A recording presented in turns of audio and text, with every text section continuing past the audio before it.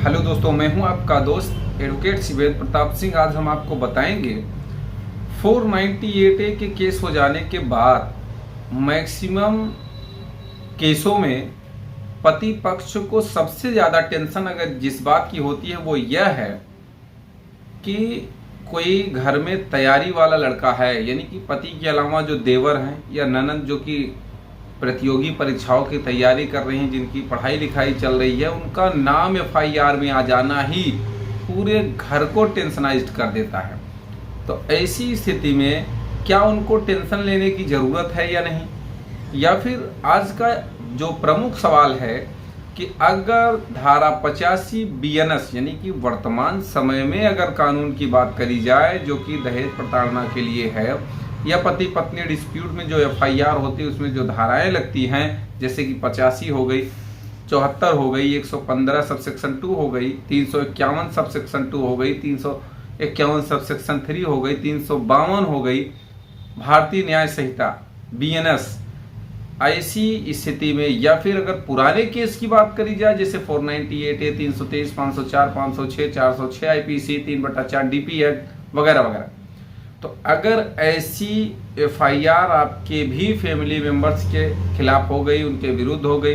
कहीं कहीं तो आपने ये भी देखा है कि पड़ोसियों का नाम भी एफआईआर में लिखा दिया जाता है। तो क्या पड़ोसियों का नाम लिखा देने से बेचारा वो नौकरी नहीं पाएगा? ये तो सरासर नाइंसाफी है। तो आज का जो सवाल आपका है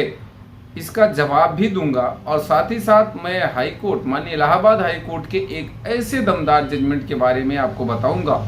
जिसमें माननीय इलाहाबाद हाई कोर्ट ने साफ कह दिया कि 498A की एफआईआर में नाम मात्र होने से किसी का सिलेक्शन रद्द नहीं किया जा सकता है।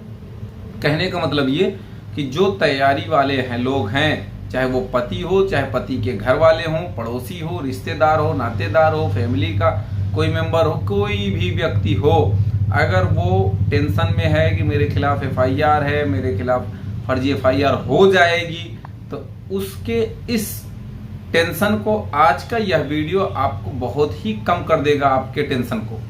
तो वीडियो में अंत तक जरूर बने रहें। सबसे पहले तो आज मैं आपको उस जजमेंट के बारे में बता रहा हूं जिसमें माननीय इलाहाबाद हाई कोर्ट ने ये ऑर्डर किया, और ये बहुत पुराना ऑर्डर नहीं, माननीय इलाहाबाद हाई कोर्ट का ये 12/8/2024 का ऑर्डर है,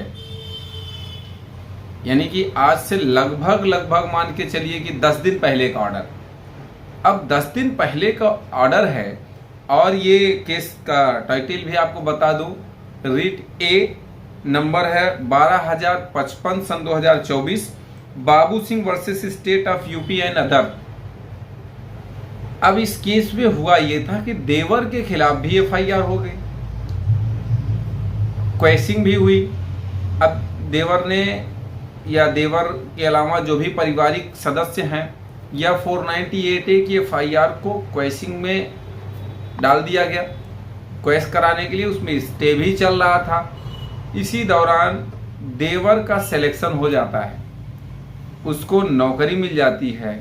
सिलेक्शन जब हो जाता है, अब सिलेक्शन उसका इस आधार पर रद्द कर दिया गया, कैंसिल कर दिया गया, सिलेक्शन पे रोक लगा दी गई, नौकरी नहीं मिली, सिर्फ कि एफआईआर में नाम होने के कारण। तो जब उस सिलेक्शन को माननीय इलाहाबाद हाई कोर्ट में रिट ए में देवर ने चैलेंज किया, तो माननीय इलाहाबाद हाई कोर्ट की खंडपीठ ने सीधे ये कहा कि सिर्फ और सिर्फ 498A की एफआईआर में नाम मात्र होने से, एफआईआर में नाम है, कोई ऐसा नहीं कि दोष सिद्ध हो गया, सिर्फ एफआईआर में नाम होने से किसी भी व्यक्ति के नौकरी के सिलेक्शन को कैंसिल नहीं किया जा सकता, सिलेक्शन को नहीं रोका जा सकता। हाँ, वो अलग की बात है कि भाई उसका क्रिमिनल बैकग्राउंड रहा हो, आपराधिक इतिहास अगर है तो सिलेक्शन में रोका जा सकता है, तो सिलेक्शन को रोका जा सकता है। तब तो ये बात समझ में आती है कि भाई वो क्रिमिनल हिस्ट्री भी उसकी है, इसलिए सिलेक्शन होना उसका ठीक नहीं है, सिलेक्शन करना। यहाँ पे सिर्फ और सिर्फ पति पत्नी के विवाद में घर वालों का नाम डाल देना, पड़ोसियों का नाम डाल देना, और बाद में वो नौकरी उनको अगर मिल रही है उसमें बाधा अगर पहुँच रही सिर्फ इस केस की वजह से, तो ये कहीं ना कहीं कानून का दुरुपयोग है, और कहीं ना कहीं उल्लंघन भी है कि कोई भी व्यक्ति जो कि अपराधी है ही नहीं वो कोई नौकरी भी नहीं पा सकता। पड़ोसियों का नाम डाल दो तो इसका मतलब वो भी बेचारे फंस गए, नौकरी से वंचित रह गए। तो अगर आपको इस जजमेंट का लिंक चाहिए या इस जजमेंट की कॉपी चाहिए तो आप स्क्रीन पर चल रहे नंबर पर फोन करके भी जानकारी ले सकते हैं, या फिर आप डिस्क्रिप्शन बॉक्स में आप जाकर देख लीजिए, जजमेंट अपलोड कर लीजिए, पढ़ लीजिए, देख लीजिए, समझ लीजिए। कहने का मतलब ये कि आज के बाद किसी भी व्यक्ति को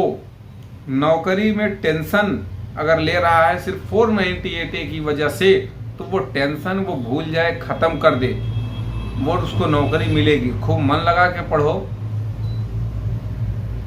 उम्मीद करता हूं, आशा करता हूं आज का यह वीडियो आपको बेहद पसंद आया होगा। अगर वीडियो पसंद आया तो वीडियो को लाइक करें, शेयर करें। YouTube channel 7th high court को जरूर सब्सक्राइब करें।